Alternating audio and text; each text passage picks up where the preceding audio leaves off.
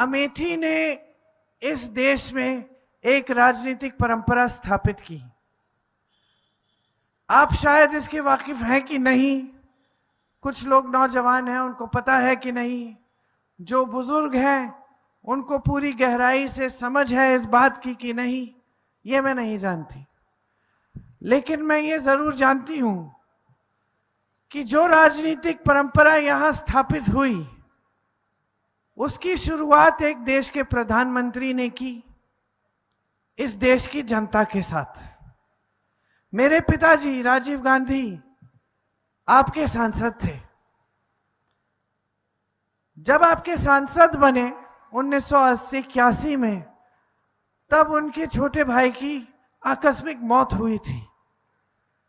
पहले उनके छोटे भाई आपके सांसद होते थे। 3 सालों के लिए आपके साथ घुल मिलकर उन्होंने काम किया, आपके बीच आए, जन जन की समस्या को समझे, गांव गांव गए, खुद गाड़ी चला के आते थे। तो 84 में उनकी माताजी शहीद हो गई।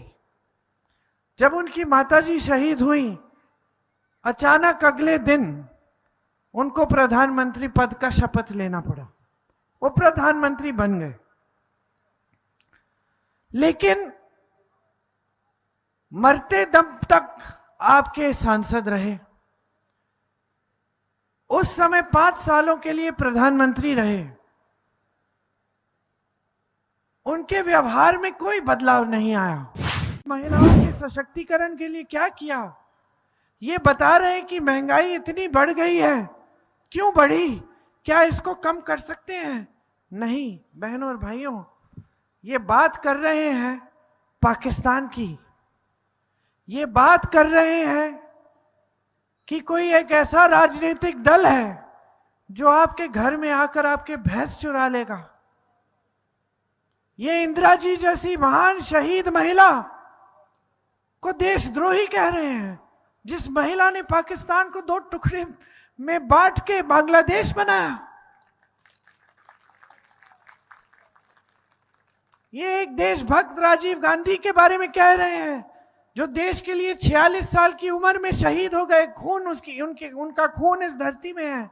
उनके बारे में कह रहे हैं कि वो देशद्रोही हैं, कि उन्होंने देश के कानून इसलिए बदल डाले कि अपनी मां की विरासत पे टैक्स नहीं देना पड़ेगा। सोचिए, इतनी फिजूल की गिरी हुई बात कि मेरे पिताजी के दिमाग में नहीं आ सकती थी।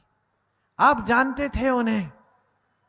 जो जो बुजुर्ग यहां बैठे थे आपको बताएंगे, सच्चे इंसान थे।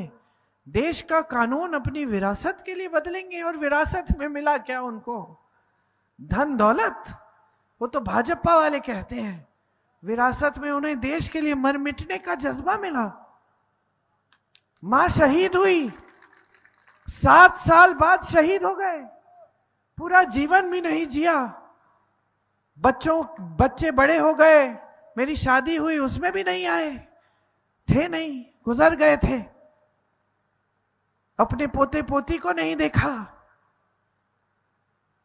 और इनके बारे में आप कह रहे हैं कि देशद्रोही हैं। आज जिस तरह की राजनीति इस पूरे देश में फैली हुई है, इससे आपको बहुत सावधान होना पड़ेगा।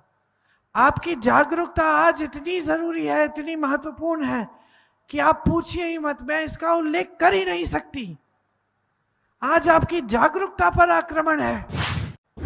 आज मैं आपसे एक चीज मांगने आई हूं कि यहां जो राजनीति स्थापित हुई, वो आपके पूर्वजों ने, मेरे पूर्वजों ने यहां स्थापित की। एक मजबूत रिश्ता बनाया, पूरे देश को दिखाया कि विकास होता है तो ऐसा। जब नियत होती है, नीतियां सही होती हैं, तो सरकार क्या नहीं कर सकती है। तो आज मैं ये मांगने आई हूं कि ये मेरे पिता की कर्म भूमि है। इसी भूमि के, यहीं के सांसद थे जब शहीद हुए। मेरे लिए पवित्र भूमि है। मैं ये मांगने आई हूं कि यहां वही राजनीति फिर से स्थापित करो जो आपके लिए काम करके दिखाए। अपना भविष्य बनाओ, अपना भविष्य बनाओ। टीवी में वो दिखता है वो सच्चाई नहीं है, सच्चाई जो जी रहे हो वो सच्चाई है। ये जो महिलाओं का संघर्ष है ये सच्चाई है। जो किसान रात को अभी मेरा भाषण सुन के जाके खेत में बैठेगा पहरेदारी करने के लिए, ये सच्चाई है। जो दुकानदार भी कमा नहीं पा रहा है, ये सच्चाई है। जो मजदूर कम दिहाड़ी पा रहा है, जिसका शोषण हो रहा है, ये सच्चाई है। मोदी जी की चमकती हुई सच्चाई नहीं है आपकी सच्चाई। आपके जीवन में तरक्की नहीं आई है 10 सालों में। आपकी सांसद चीखती हैं, चिल्लाती हैं, बहुत झूठ फैलाती हैं। एक काम बता दें, एक काम बता दें बड़ा जो यहां के लिए किया है, एक काम बता दें, बता नहीं पाएंगी। जब काम किया रही है तो क्या कहेंगी? तो एक ऐसी राजनीति वापस लाइए अपने क्षेत्र में और यहां से पूरे देश भर में संदेश दीजिए।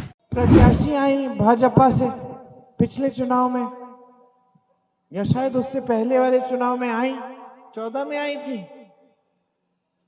14 में आई, फिर 19 में आई, और ये झूठ बोलने का सिलसिला, जनता को गुमराह करने का सिलसिला शुरू हुआ। मेरी बहनें आपके घरों में आई, आपके साथ दुर्दुरिया किया, आपसे वचन लगवाया, भगवान के नाम कहा, वचन दो भगवान को कि भाजपा को वोट देंगी, क्योंकि कांग्रेस धर्म की विरोधी पार्टी है। जो पार्टी महात्मा गांधी ने बनाई, जो ऐसे महात्मा थे कि जब उनको गोली लगी तब उनके मुंह से हे राम शब्द निकले, ऐसे महात्मा थे कि दुनिया में उन्होंने ये आंदोलन शुरू किया, देश में दुनिया में मशहूर हुआ उनका आंदोलन, जो सत्य और अहिंसा पर, भगवत गीता की सीख पर आधारित था। हमारी पार्टी धर्म की विरोधी कैसे हो सकती है? हमने तो हमेशा धर्म ही निभाया है, सत्य के पथ पर चले हैं। राजीव जी ने हमेशा आपको सच बोला, सोनिया जी ने सच बोला, जो काम कर सकती थी वो किया, जो नहीं कर सकती थी उसका वादा नहीं। और दिल से एक बात बताती हूँ, आप अमेठी की जनता है, परिवार समान है। आपके लिए तो दरवाजे हमेशा खुले रहे और खुले रहेंगे, चाहे आप चाहें हमें ना चाहें। लेकिन दिल से मैं एक बात कहना चाहती हूँ, मेरे लिए ये पवित्र भूमि है, मेरे पिता की कर्म भूमि है। मेरे पिता शहीद हुए इस देश के लिए। मैं 19 साल की थी, वो मात्र 46 साल के थे जब उन्होंने जान दे दी देश के लिए। इस पवित्र जमीन पर इस तरह की राजनीति मत लाओ, झूठों की राजनीति, इस तरह की राजनीति जिसके नेता चीखते चिल्लाते हैं, झूठ बोलते हैं, आपको गुमराह करते हैं, मत लाओ। यहां सभ्य राजनीति को रहने दो।